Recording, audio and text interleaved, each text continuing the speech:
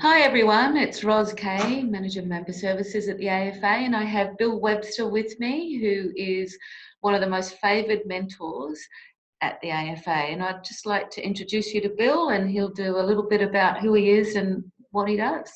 Good morning, listeners. Thanks for having me, Ros. It's a real pleasure. As you know, I love being involved with anything that the AFA is doing, and congratulations on all the good work that you do. By way of a little bit of background on me, I'm one of the oldest stages of the industry. Started in 1981 as a sole practitioner. Ended up in a couple of partnerships over the following 20 years, which culminated in me forming a partnership with another guy in 2006 as part of a program of succession eventually.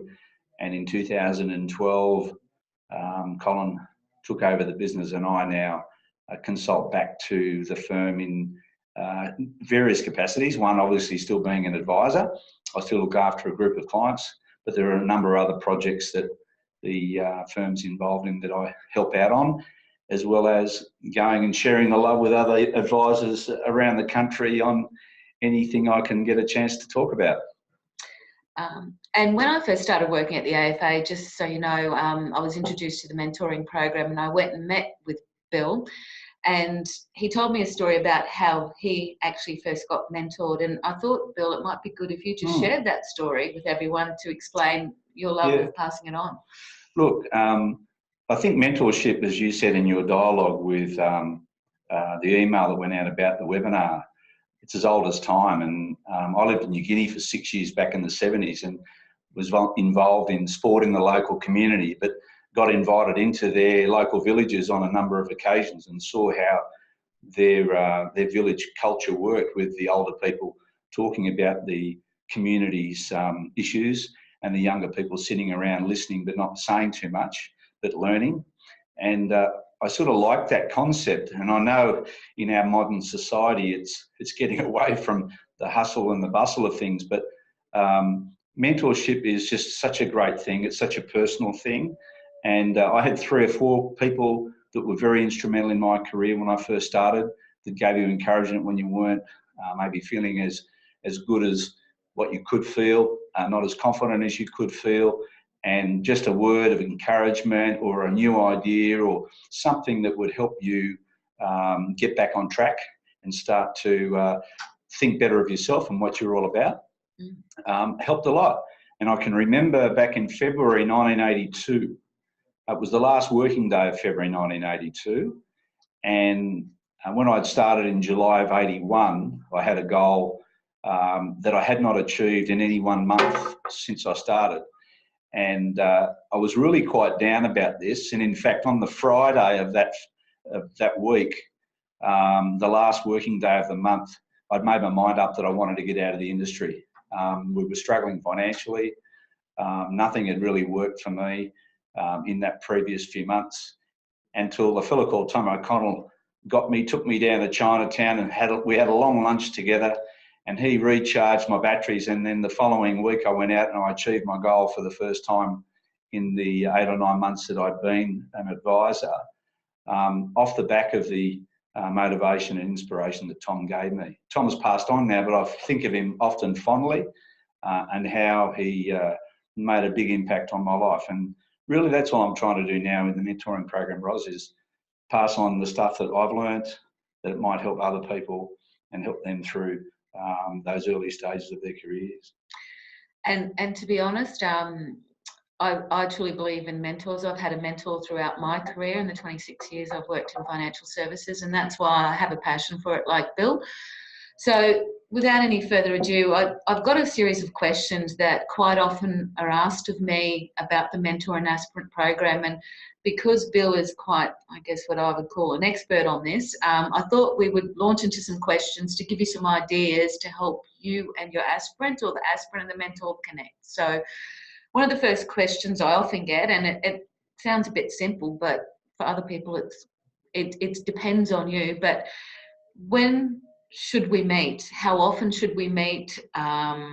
What is there a structure to it? So Bill, from your perspective? Look, I don't think there's necessarily a one-size-fits-all scenario. Obviously, geographic issues come into it, depending on where aspirant and mentor live. That can play a part in how often and where you meet. But as a general rule, I think as far as the mentoring program is concerned, it's great to catch up once a month. I think once a month because that allows the aspirant time to implement ideas or thoughts around what they discussed at that meeting. I've always preferred a breakfast meeting. It's just the way that it generally works for me. I think Friday breakfast, it's, the next couple of days is Saturday and Sunday. So it usually gives someone a couple of days to think about some of the stuff that we talked about rather than rushing straight back into a busy week. So for me, towards the end of the week, monthly, and a breakfast meeting. Now that may not be possible for some people, but I think you need to have a time gap where you can discuss ideas, discuss things that are important to the aspirant that they might be struggling with or want to develop. But then a month gives them time to try those things out, try that new way of thinking or that new idea, and then come back a month later and then talk about those things and see how they've gone. And another good question, and it's actually not a question but a thought. Quite often people ask me, what does it take to be a good mentor, Bill? I think the same thing that it takes to be a really good advisor, and that is to be a really good listener. I think as a mentor, you have to understand it's not about you. Even though you've got a lot of knowledge and you're going to be called on to share that knowledge, this relationship's all about this aspirant wanting to improve and become better. So we're just getting a little bit of technical adjustment here. So I should have had more makeup, I think. But, I've got plenty, Bill, and it's not helping. Look, it's really about the aspirant. So I think from a mentor standpoint, becoming a really good listener or executing good listening skills, so you can really understand what this person is about and what they're wanting to learn and understand to become better. And it's not just about becoming a better advisor, it's also about becoming a better person. And I think through my involvement with the mentor program over the last 6 or 7 years, I've actually become a better person because I've learned a lot from the younger people that I've shared time with, because they've got ideas as well. And as you know, in any meaningful relationship, it's a two-way street.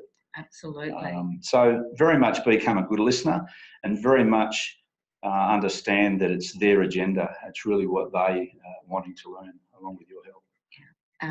And here's another one. Mm-hmm. How is mentoring different from coaching? Yeah, I struggle with an answer to that one because for me, they're kind of the same thing. Mentor's an older word, old school word, I think, and it goes back through history, whereas coach is more of a modern thing, at least the last 100 years. But I see them as the same, although I think probably from a personal point of view, mentorship may seem a much more personal relationship. And I think an advisor-client relationship is a very personal relationship because you get told things that nobody else gets told. And I've found that one of the important things for me with any aspirant is to get that person feeling confident about this relationship to the point where they can share anything that they want to share and it doesn't go outside the confines of that discussion, and they can feel the trust that's there. So once you've been given that trust and once someone starts to impart a lot of personal stuff about themselves, because that's where you get to with this relationship, because they feel, I need to tell Bill this because it's going to help me and help him understand and maybe lead to an outcome that is going to be good for me. So that trust factor is really important. So mentor has the connotation of that more personal relationship, where a coach is more distant, if you like. Yeah. It's more of giving instructions and knowledge, but it's a little bit more distant. It's not as personal and close. And most coaches know that to become a really good friend of the player is quite often a negative thing. You need to have that distance. Yeah. But I think with mentorship, you can actually become that really good friend. And break down the barriers. Break the barriers down. Yeah. But again, once you gain that trust, it's a massive responsibility to maintain it. And if you let it down, the consequences are pretty ordinary. Wow. Okay. Yeah, that's something I hadn't thought of. Yeah. Here's another little one of my favourite. What are the key issues for a mentor? Like what you've just explained about the trust in the relationship, but are there any other key issues that you can impart to other mentors out there to help them, I guess, break down the barriers and get that trust and relationship moving along? As I said before, the number one thing, this is not about you. Yeah. So get your ego out of the way. Yeah. And as much as you know a lot and they want to know, it's not about you. So I think the first thing is to put yourself second. And you do that by asking questions and listening and being the facilitator of discussion. I think the other thing is that you've got to feel very, very enthusiastic and passionate about what you're actually doing. Because you're going to be going over stuff that you already know that you do with your eyes closed. Yeah. Autopilot. But for this person sitting in front of you, it's a whole new experience. And I think if you are a person that can't stay focused, that is always looking for, exciting outcomes, it's going to be a struggle, perhaps.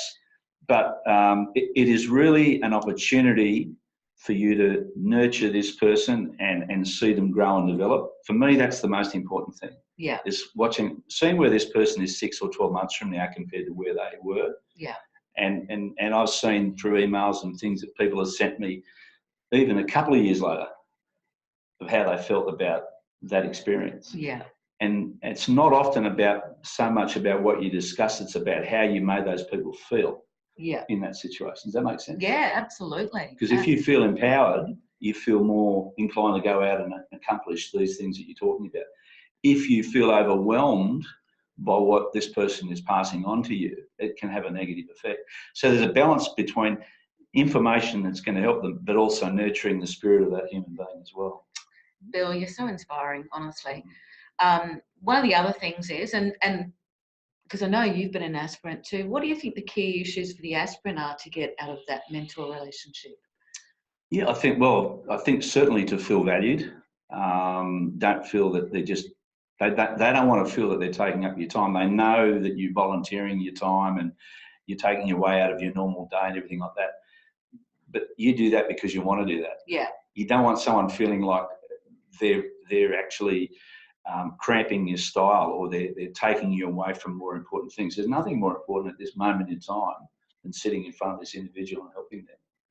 And if I'm passing on a secondary message that can we move this along a little bit? I've got to get to a meeting or I've got to get to lunch or something. That person's not going to feel uplifted. Yeah. You have to be in the moment. Yeah. So I think the key issue for the aspirant is to feel that love, to feel that this person genuinely wants to be a part of this relationship, generally wants to pass on this knowledge that will help them, and that this mentor is open to whatever they want to talk about. Yeah.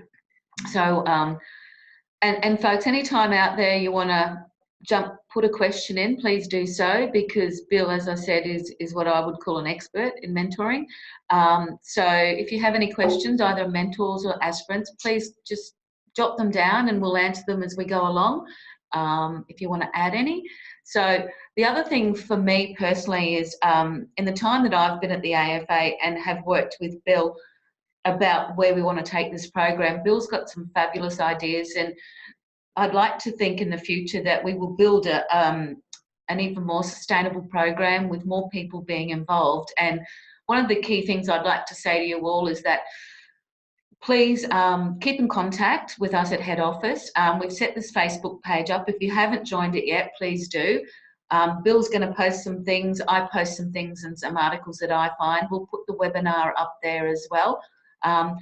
But one of the things I do know is that you're only going to get from this program what you put into it, correct, Bill? Yeah. And every time I meet with Bill, even though he doesn't know it, he's actually been a mentor to me without even knowing it, or maybe you do know that. Oh, well, look, I think that's the way humanity works. When you form a friendship, there's always mentoring going on back and forward between, even in your own marriage, there's as tough as that can be sometimes, I think marriage is the greatest compromise known to mankind. But in amongst all of that, if you're not helping each other and gaining relevance, and as I say to the mentor, the aspirants, the key to an advisor-client relationship is relevance. Yeah. If I'm relevant to you, our relationship can grow and we can maximise it. As soon as I lose relevance, the relationship's under threat. And it goes the same way with a mentor and an aspirant. It's about this relevancy, because learning absolutely is maximised when this aspirant feels that this person understands me.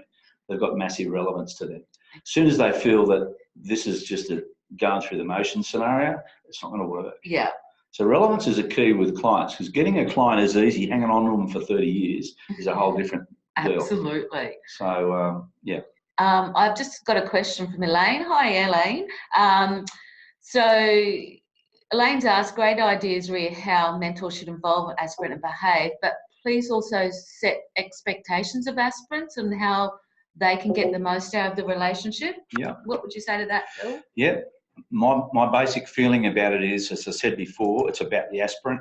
So the aspirant, if they want to have this time with me, they drive the agenda. Yeah. Don't come to that meeting unprepared. Yeah.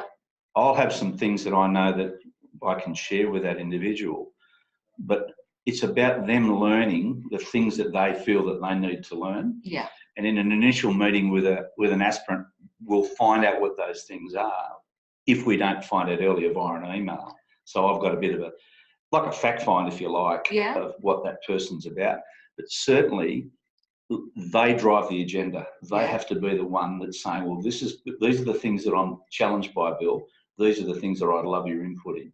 So that keeps the responsibility, in a sense, on them. Yeah. If they want to get the most out of this, then they have to drive this thing. Yeah. It's not about me telling them what I think they need to learn, because they might already know some of that stuff. But if they tell me what they want to learn, then it's what they want to learn. Absolutely. So I'd just like to actually also mention one other thing. So throughout this period, this is the first webinar, and I wanted to get Bill to do the first one so that everybody out there, new mentors, new aspirants, would gain some knowledge and help with building that relationship that you're about to embark on. But also coming up in the next few months, we're going to be doing things like how to build a team, which will help both aspirants and mentors. We're going to be doing a session on social media, because I do know even mentors and aspirants struggle with that. Particularly mentors, and particularly old guys like me. I don't know, Bill, you do pretty well. Look, but you know what? The reason that I do okay at it is because I'm surrounded in the office by people that are 20 years younger than me or more, 30 years younger than me, and they're teaching me all the time. Yeah. And I can have any issue going on social media wise and just ask someone in the office and they'll have an answer for me. Yeah. So it's fantastic. But you know what? I've got to be open to that. Yeah. I have to be open to being that the mentorship doesn't necessarily have to come from the older to the younger. Yeah. It can go the other way, and that's with any relationship, you know. Absolutely. Yeah.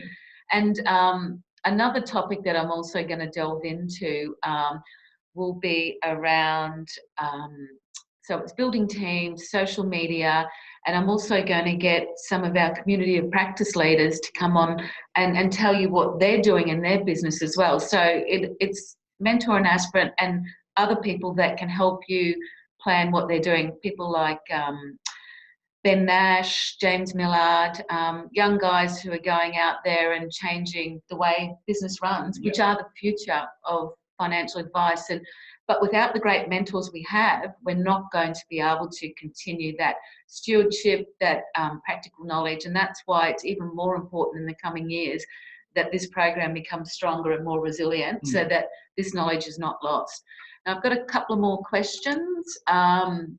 Christine. Hi, Christine. What would Bill's suggestion be for the first meeting? Setting an agenda, what the aspirant wants to achieve out of the program, important things to cover to set up for success. Yeah, look, as I alluded to before, really, if the aspirant sits down and takes a little time before that first meeting, and that's going to be prompted by the mentor saying, we've got a meeting next Friday. Before we come to that meeting, how about you sit down and think about what you would like to gain from this opportunity? Because it is an opportunity. It's a genuine opportunity. Someone with a lot of experience going to put some time aside for you. Then the biggest thing you can do is respect that. And turn up with exactly in your own mind what you want to get from this. And then that kind of becomes the starting agenda, the start point, if you like. I've got to catch up, as you know, with an aspirant today. And one of the things that I've asked her is to think about where she sees herself in 5 years' time. And the initial feedback from that question, wow, that's a pretty difficult question to think about. Well, what thing that defines you in life isn't difficult initially? You know, really, all the stuff that's easy doesn't define you and define what happens in your life. The difficult challenges are the things that define you. So a question like that is it's all about now, it puts them front and center about where they want to go in the next 5 years, because this mentoring program is going to be a part of her growth over the next 60 months. And that'll be here in a heartbeat. 60 months. Like, it's, you know, when I haven't seen someone for a while, it's usually 10 years. Whereas when I was a lot younger, it was maybe 6 or 12 months. It's just how the mind works. So certainly having a bit of a preconceived notion of what they want, what their expectations are, and everybody's on the same page. Great. And I've got another question as well. Gail, hi Gail. Gail is currently studying financial planning at university. What advice would you recommend to work with my mentor if we're not working currently in the industry? So she's not in the industry yet, but she's a student and she's a student member of the AFA. And so I think fabulous opportunity, because the one thing that Gail, was it? Yes, Gail. Yeah, the one thing that Gail may not understand right now is the reality of our industry. And, you know, the claims process, you know, what actually happens in a client-advisor relationship. And she can be studying a bunch of stuff theoretically at uni, which is great. And, of course, we've got to get those qualifications in place. Real life can be a bit different. You know, there can be a lot of unintended consequences that go along with real life. So to actually sit with someone who's doing it now, and to have those experiences shared with them, because they're really in no much different a position. A young person who might be a paraplanner or an admin assistant wanting to become an advisor is not much different to this uni student wanting to become an advisor.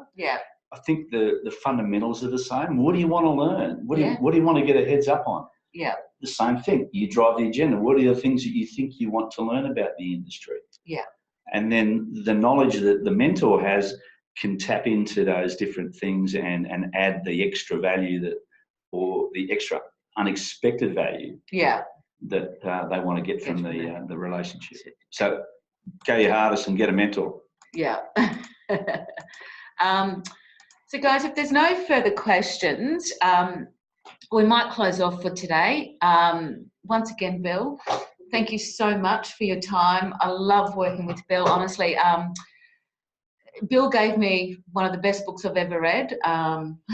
Man's Search for Meaning. And interestingly about that book, it was written about 80 years ago. Man's Search for Meaning. So if you're listening, write this book down, because I've lost count of how many copies I've given away to different people over my career, mainly clients, when the clients were doing it tough in life. This book had a way of tapping into a set of thinking that would help people through tough times. And I've got heaps of letters, as they used to send me letters in the old days before emails came on stream, but even emails saying, thank you, Bill, I really enjoyed that book. It was just the right thing I needed. So if you get anything from today, buy the book Man's Search for Meaning. It's a classic, but it's got some great things in it. Man being mankind, not as a male looking for meaning, right? That's right. So let me get that one straight. Well, I must admit, you know, the first couple of chapters I cried my heart out, and then the story was so powerful behind it, Bill. It had actually helped me too, because I was going through a difficult stage, and I don't know why, but you turned up at the right moment with the right book. So that's how life works. It does. So thanks everybody, and I hope you did get some value from this. Sorry, there's just one more there. Oh, Christine, just leading on to Gail's question, do AFA have any plans to link students studying financial planning at uni to advisors? I'd be very interested in understanding. And I can answer that one. The name of the book is Man's Search for Meaning. Yeah. The author is, I'll say his name and then I'll spell it, Viktor Frankl, V-I-K-T-O-R, Frankl, F-R-A-N-K-L. He became one of the leading thinkers in an offshoot of psychiatry called logotherapy. My daughter's a clinical psychologist, and she did a whole course on logotherapy at university when she was doing her master's. But he was a very leading thinker, but he was also a survivor of Auschwitz and the Holocaust. So he draws on a lot of those experiences that he went through, and then he talked about how he dealt with those, and then that became the essence of logotherapy. He was a good mate of Sigmund Freud's back in the day, and Sigmund always had the idea that we were victims of our past, that who we are today was based on what happened. Frankl went a little bit further and said, but we can change that. We can take responsibility for who we are. Exactly. Any moment in time, you can take responsibility for how you're dealing with it, irrespective of what your past is. So that's what this book's kind of all about. It is, Bill. So back to you, Christine. Yes, it's funny you asked that question. As we're leading into these new professional standards, which is tough for everybody, and believe you me, I know, and I'm taking calls from people that are feeling it. And I just wanted to mention, don't forget we have AFA Care, which is all about helping you in a confidential, private manner. So anytime a member of the AFA has access to that program, and it also has some great healthy benefits. They have dietitians, all that sort of stuff. So it's not just about mental health, it's about whole being. But one of the things we are moving to, Christine, is talking to the universities about internships. For university students and for our advisors, and Meena Sanka from Head of Campus is actually working on that program with the universities, and we hope to announce something in the short term, or probably 6 months to 12 months, about this internship program, and advisors will be asked to take part, because as we know now, on the 1st of January 2019, all university, you have to be a university graduate to become an advisor, but you also need a professional year. And we want to be part of that. And we want to help university students connect in with advisors and good advisors, so that they can have a great professional year, which will help not only them, but also, the future advisors that are currently working here at the moment. So yes, Christine, we are doing that, and we intend to roll something out in the next 6 to 12 months around that. So we will connect everybody in, and we'll let you know when it's happening. Sorry, there's a couple more questions. Thank you. You're on, Christine. I'll definitely do that. So once again, folks, so I'll just get rid of that. Thanks for your time. I will be sending out the calendar of webinars for the next few months on April the 15th, and I look forward to hoping that you join us. Please go to the Facebook page. We will be putting this webinar up, so if you need a resource and if you've got the name, we'll have the name on the webinar for the book, The Meaning of Life. Have a great weekend, and I hope that this was of some benefit. And thanks again, Bill. I am taking him to lunch for this, though, I will say. Oh, yeah, okay. That's Japanese. Good. I'm looking forward to that. So, thanks, guys, for listening, and all the best. And AFA, they do great work, and they're a great resource, as I know. But if you don't tap into them very much now, then you should, because they're a great resource for you, particularly when you're starting your career. So well done to you, Ros. Thanks, Bill. Okay. Goodbye, everyone, and have a great weekend. Bye.